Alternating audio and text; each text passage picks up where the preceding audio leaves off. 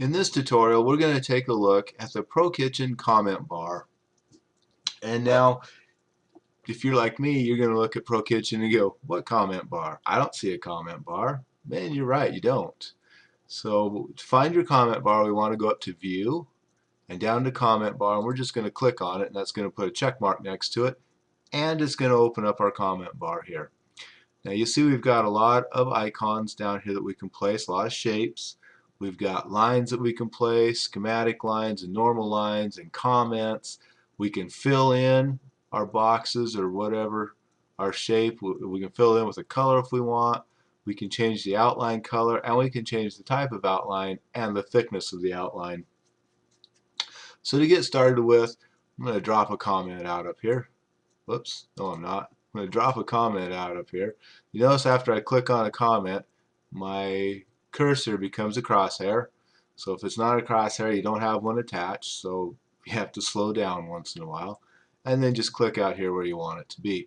Now if I wanted to add multiples, I would choose and click and click and click, and there's my multiples. Unchoose multiple and click one more time. To delete these guys, just click on them to highlight. Hit delete on your keyboard,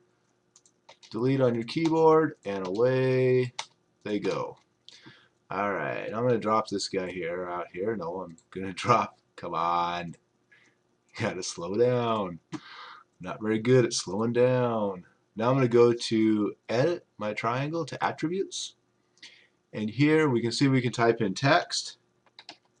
I'm going to type in EL1. I can change that text color if I want. So let's do nice bright red. Okay, EL1, and I'm going to bold it up just to bring it to everybody's attention. Now the style. This is actually the style of my triangle out here itself. So the color of my triangle is currently black. I'm going to leave it like that. Style, we can change the style. That would be our little outline. Let's choose that guy there, and you can see when I chose it, when I choose that one, it shows up here, so I can tell what I'm working with. There's a straight line. We'll go back down to this guy. There we go, and we can change the width. We're just going to leave it at 1 pixel width, and we can also fill this box if we want to. I'm just going to leave it white because if I fill it, it's going to mess up with my elevation up here. Though I could fill it black. That'd look pretty sharp. Okay, there we go. So we filled it. Alright, 6-inch radius. We can make that bigger if we want. It makes our box bigger. And we can also choose which view we want to show in. We can just show it in one view, or we can show it in all views. How does that work? Alright, so all views, and I'm just going to hit OK, and here I've got EL1.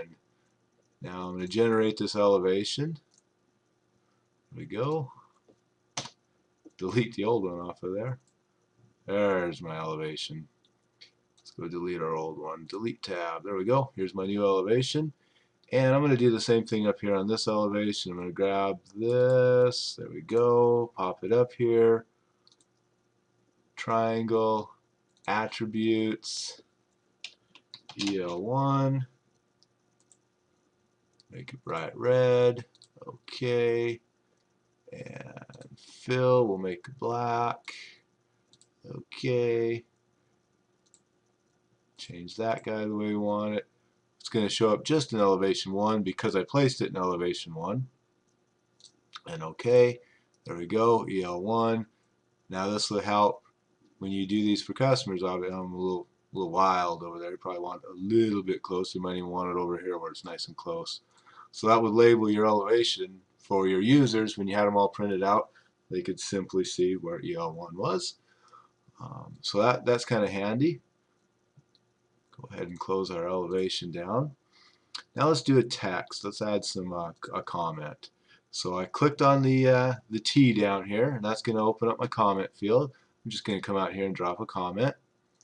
Now our comment attributes, they work just like our comment attributes up here. It's the exact same thing, just different spot on the screen to find it.